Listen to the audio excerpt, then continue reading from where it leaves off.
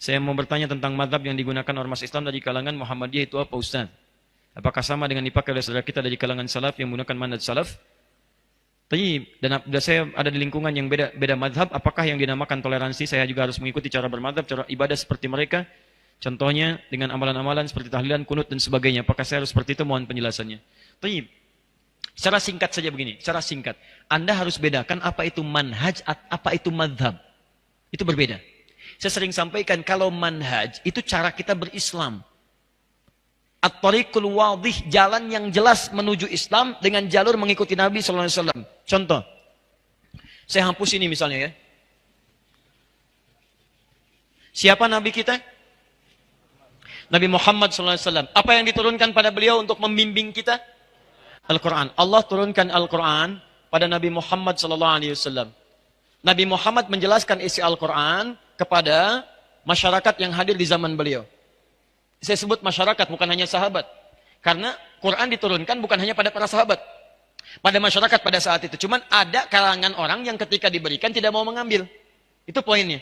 Yang mau mengambil beriman pada Nabi, hidup di zaman Nabi, melihat Nabi disebut dengan sahabat pada saat itu. Nah, penjelasan Nabi kepada para sahabat, masyarakat disebut dengan hadis namanya. Hadis. Apa yang dikerjakan, apa yang dilakukan, apa yang dikatakan, apa yang melekat pada Nabi namanya hadis. Kalau itu jadi pedoman kehidupan berubah namanya dari hadis jadi sunnah. Muncullah istilah Al-Quran dan sunnah. Nabi ketika mengajarkan pada para masyarakat, singkatnya nanti ada menjadi golongan sahabat yang diajarkan Al-Quran dan sunnah. Isi Al-Quran dan sunnah minimal ada 3 bagian. 1 disebut dengan ibadah, 2 disebut dengan muamalah, 3 disebut dengan akhlak. Isi dari ketiga ini dibagi pada 2 bagian. 1, dalil dan tuntunan yang hanya 1 ragam saja, 1 cara. Di 1 dalil, 1 cara. Contoh, saya langsung ambil dalam ibadah. Contohnya sholat. Ada dalam sholat yang caranya cuma 1, dalilnya 1. Misal, ketika kita bertakbir misalnya, saat takbir apa yang dibaca? Allahu Akbar. Hadisnya 1, caranya 1. An-Nasai nomor hadis 886. Angkat tangan Anda, letakkan yang kanan, langsung menutup yang kiri. Simpan di dada. Redaksinya langsung. Fa wado'a, fa itu langsung. Tanpa jeda, tanpa ada gerakan lain. Mohon maaf ya, saya tidak bermaksud menyalahkan. Tapi hanya mengembalikan pada hadis. Kalau ada, kerjakan. Kalau tidak, cukup kita tinggalkan. Jangan terlampau kreatif dalam ibadah. Ya, misal, saya belum pernah menemukan misalnya, bukan bermaksud menyalahkan. Ustadz nggak enak ya. Kedengaran suara saya? Belakang kedengaran? Kok bisa jawab? Ya. Bisa minta izin. Luar biasa di UPI ini ya. Baik. Tidak kedengaran bisa jawab. Lihat sini. Angkat yang kanan, letakkan kanan di kiri. Redaksinya langsung. Langsung itu artinya tidak ada jeda, tidak ada gerakan lain. Begitu diangkat, letakkan yang kanan di kiri. Saya mohon maaf, saya belum menemukan. Dan sebagian beralasan begini, Ustaz, nggak enak lah. Masa sama Allah kiri dulu? Kenapa tidak kanan dulu? Allah, kanan masuk, kiri. Nah, tutup misalnya. Nah, ini fokus ya. Kadang-kadang kaki naik dikit misalnya ya. Misal, mohon maaf. Ini hadisnya cuma 1, caranya 1. Disebutkan 1 hadis 1 cara karena menurut ukuran agama semua umat Islam mampu melakukannya. Makanya ketika dilakukan 1 cara semua orang bisa semua orang dan mengucapkannya Allahu Akbar, tidak ada kalimat lain. Kalau ada yang seperti ini artinya dipandang semua orang Islam mampu mengerjakannya. Karena itu tidak perlu kreatif mencari cara yang lain. Ya, misal yang tadi dilipat seperti ini saya punya koleksi 1235 kitab hadis. Saya mencari sampai dari yang hadis paling sahih sampai yang paling palsu. Saking palsunya yang tadi di kitab hadis palsu pun tidak ditemukan. Anda bayangkan.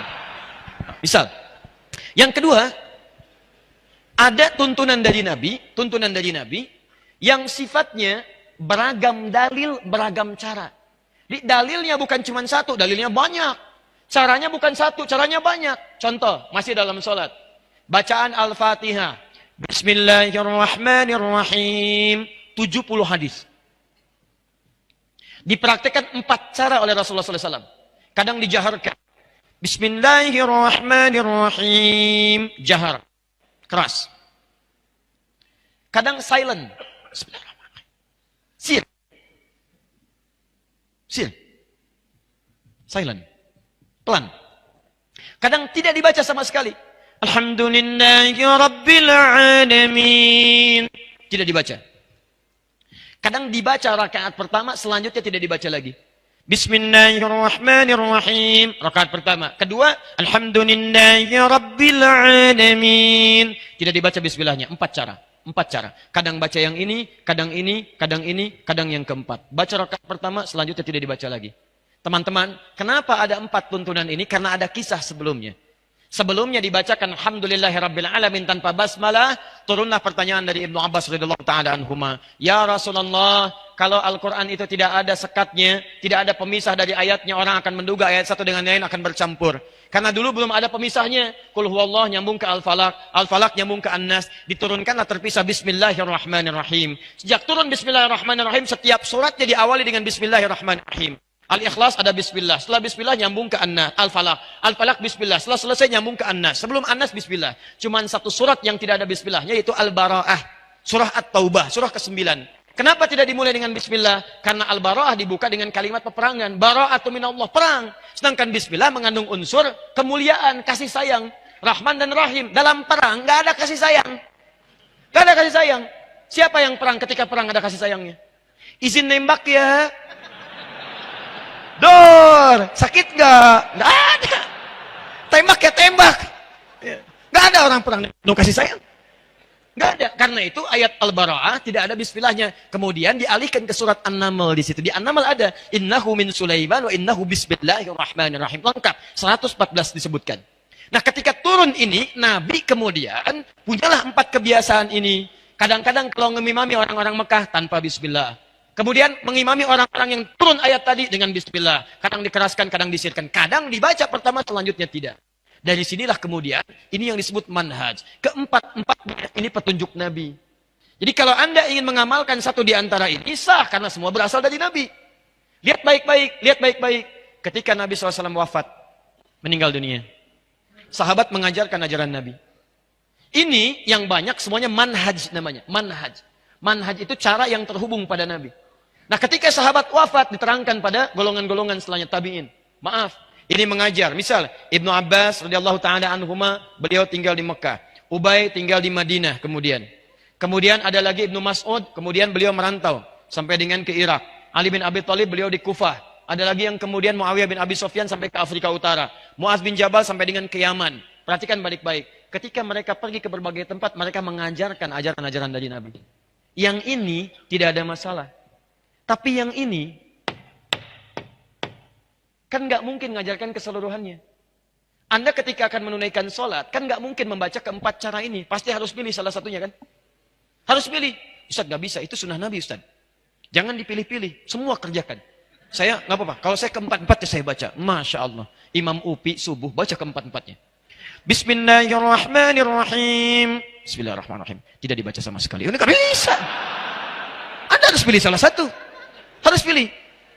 Nah, ketika Anda memilih, baik, ketika Anda memilih, keempat-empatnya ini harus dipilih salah satu. Dibedakan pernikahan dengan bacaan sholat, ini berbeda. Lihat sini, fokus. Ini semua empat-empatnya disebut dengan manhaj. Ketika Anda pilih salah satu, kan, maka kalimatnya berubah. Ma dhahaba ilaihi. Ma dhahaba ilaihi. Hal yang cenderung saya pilih. Ma, pilihan. Dhahaba ilaihi, yang condong saya kepadanya.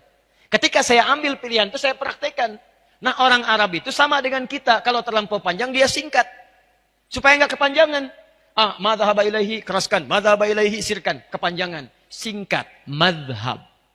Singkat. Madhab. Ma dhahaba ilaihi, singkat jadi madhab. Dia ada singkatan-singkatan di Arab. Bahkan beberapa ayat di Quran itu istilahnya bukan bacaannya. Istilahnya bisa disingkat. Disingkat yang dimaksud bacaannya. Misal, Bismillahirrahmanirrahim, basmalah. Alhamdulillahirrabbilalamin, alhamdulillah.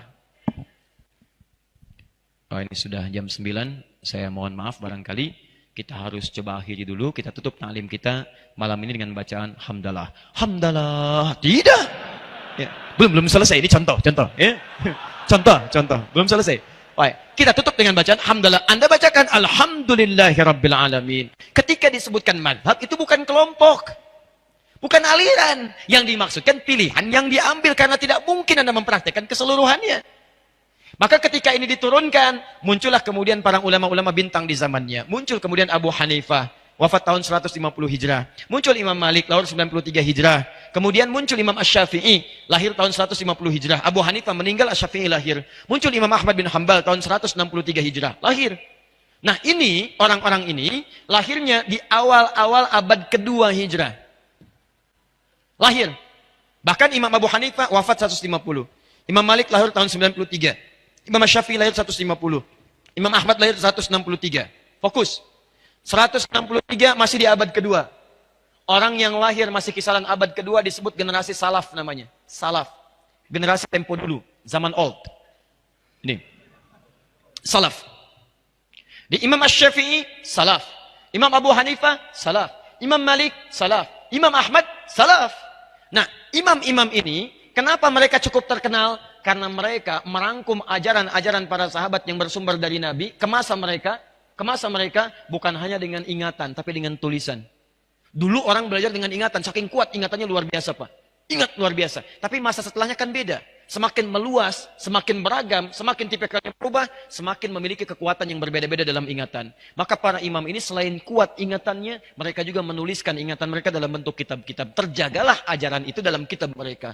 Ini yang menyebabkan itu menyebar keseluruhannya. Tapi persoalannya, Imam Abu Hanifah nggak mungkin praktekkan keempat-empatnya. Dia harus pilih salah satu. Ketika memilih disebut dengan mazhab Abu Hanifah, dikenal dengan Hanafi. Imam Malik memilih untuk tidak baca bismillah, dikenal dengan Maliki, mazhab Maliki, pilihan Imam Malik. Imam Asy-Syafi'i pilih dijaharkan, disebut dengan mazhab Syafi'i, pilihan Imam Asy-Syafi'i. Imam Ahmad menengahi di antara keduanya, pakai sir, silent, ya, disebut dengan mazhab Hambali, pilihan Imam mazhab bin Ahmad bin Hambal. Di ketika disebutkan mazhab bukan kelompok, tapi pilihan para imam ini. Dan mereka tahu keseluruhannya, cuma harus memilih mana yang dipraktikkan. Nah, persoalannya adalah ketika imam ini mengajar, disampaikan generasi setelahnya, generasi setelahnya sampai ke kita. Menyebarlah sekarang. Mazhab Abu Hanifah ada di sekitaran Asia Selatan, India, Pakistan, sampai ke timur jauh di Cina. Kemudian Imam Malik sekarang dulu di Madinah. Kemudian menyebar setelah itu sampai ke Afrika Utara. Libya, Tunisia, Maroko, Aljazair, ya, kemudian sampai dengan nyebrang sedikit Mediterania, Italia, Prancis, sampai ke Spanyol, itu Maliki. Syafi'i ada di kisaran Syam, Syria, sampai sebagian di Mesir, sampai Asia Tenggara. Kemudian Ahmad bin Hanbal, Hambali, itu kisaran Teluk, terutama Saudi. Ya, di kerajaan Arab Saudi, mazhabnya Hambali, bermadhab, Hambali mazhabnya. Makanya jangan kaget ketika ke sana, bismillahnya disirkan. Ketika ke Syria, bismillah dijaharkan. Kenapa? Karena yang dipraktekkan, ini prinsip. Semuanya semanhaj dengan Nabi. Madhabnya boleh berbeda, tapi manhajnya sama bersumber dari Nabi. Pertanyaannya, orang Indonesia masuk kemana? Orang tua kita luar biasa. Semua negara ini dikunjungi. Ada yang belajar ke Pakistan, ada yang ke India. Ada yang belajar kemudian ke Libya, ke Mesir, Tunisia, Aljazair, Maroko. Ada yang belajar kemudian Syafi'i ke Syam, ya, ke Syria. Ada yang belajar sampai ke Saudi, ke Madinah, ke Ummul Qura. Pulang-pulang ke Indonesia, dibawa semua khazanah itu. Yang jadi masalah kadang, mohon maaf, kadang tidak disampaikan secara sempurna. Yang disampaikan apa yang dibawa aja. Inilah sumber pertama gagal paham dalam persoalan ini. Yang pulang dari Saudi misal, orang Surabaya datang ke Bandung, Bandung baru pulang dari ini, yang Mesir misalnya, di sana prakteknya Syafi'i, bismillah dijaharkan, yang di sana disirkan. Begitu datang ke sini, bismillahnya, misalnya maaf, tidak dijaharkan. Biasanya jahar jadi sir. Bismillah. Alhamdulillahi Rabbil Alamin. Bid'ah. Ini masalahnya. Saya pernah ditinggal di Mekah, 2010. Saya tugas di Mekah, menerima jemaah haji pertama kali. Masuk sholat isya, imamnya Syekh Sudes. Bismillahirrahmanirrahim. Alhamdulillahi Rabbil Alamin.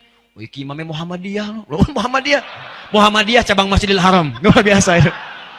Oh, Anda bayangkan. Bukan salah, sebenarnya cuma pengetahuan yang kurang masuk. Saya di Libya itu pernah mengajar beberapa siswa. Terus ada yang orang Indonesia. Saya bilang, ayo kumpul. Anda nanti gini ya, nanti ada liburan, Anda pulang ke Indonesia, coba lihat bagaimana karakteristik masyarakatnya, apa yang dibutuhkan. Pulang lagi ke sini, siapkan pelajaran supaya masyarakat yang perlukan itu bisa mendapatkannya. Jangan cuma belajar yang umum-umum, pelajari yang masyarakat Anda butuhkan. Kita bikin kelompok. Singkatnya setelah pulang dari liburan, saya tanya, Anda kemana kemarin? Saya ke daerah ini Ustaz. Apa yang terjadi? Saya tanya pertama kali, berapa jumlah orang Islamnya? Dijawab, Alhamdulillah Ustaz, 95% Muslim. 5%-nya apa Pak? Muhammadiyah. Nah, sama dengan pertanyaan ini. Nah, jadi, gini baik-baik, lihat. kita itu kalau semua bersumber dari Nabi, manhajnya sama, walaupun mazhabnya berbeda, bukan berarti kita beda. Tadi sepanjang jalurnya ke sini, ini kita orang ikut salaf. Salaf ini. Kita tidak mungkin mengikuti jalur kecuali lewat orang ini dulu. Ulama-ulama mulia, enggak mau, saya mau langsung, enggak mau mazhab. Saya mau langsung ke Nabi aja, Quran dan Sunnah. Anda pernah ketemu Nabi? Kapan Anda ketemu Nabi? Jadi semua orang yang Quran Sunnah akan kembali lewat sini dulu. Syekh Al-Albani ngambil turunan Ibnu Qayyim Al-Jauziyah, ngambil turunan Syekh Ibnu Taimiyah, ngambil turunan Imam Ahmad bin Hanbal, Hambali. Syekh Al-Albani, Hambali. Ya, Syekh Al-Buti, Asy-Syafi'i, Syekh Ar-Rabiti, Maliki, Syekh Dakhlawi, Abu Hanifah, ya, Hanafi, Ahnaf. Dari semua ini naik ke atas. Nah, orang yang mengikuti jalur ini ulama disebut dengan salaf. Setiap yang mengikuti, yang diikuti tambahkan i di ujungnya, i di salafi. Salafi itu artinya orang yang mengikuti jalur salaf. Jadi kalau Anda mengikut ini, Anda namanya salafi.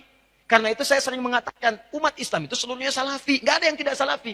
Kalau bukan salafi, dari mana Anda belajar? Karena kita pasti melalui jalur yang ini.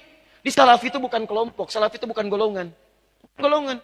Maaf ya, saya salafi. Kamu apa? Pengiri. Begitu diributkan. Paham ya? Jadi demikian adanya. Jadi nggak usah ribut lah. Ya, jadi sudah sepanjang kita satu manhaj, satu mazhab, itu yang bagus. Kalau mana tuh hati-hati. Akhi, maaf, kita beda manhaj. Beda manhaj. Berarti keyakinan kita beda di situ. Ada yang salah di situ. Jadi hati-hati teman-teman sekalian ya. Ya, maaf. Manhaj kita sama. Mazhab boleh berbeda. Tapi jangan sampai perbedaan itu membuat kita tidak bisa minum teh bersama. Hati-hati. Hanya karena beda satu kunut, satu tidak salaman. Assalamualaikum, besok aja. Besok aja, luar biasa. Waalaikumsalam. Ya, jadi kalau sudah seperti itu enak, nyaman. Akhi, Masya Allah. Syafi'i, Alhamdulillah. Antum apa? Hambali. Minum teh yuk? Ya, Masya Allah. Ayo silahkan. Baik. Gulanya bagaimana? Terlampau manis lah. Yang penting setia. Enak. Sudah ya? Sudah lewat ya jam 9.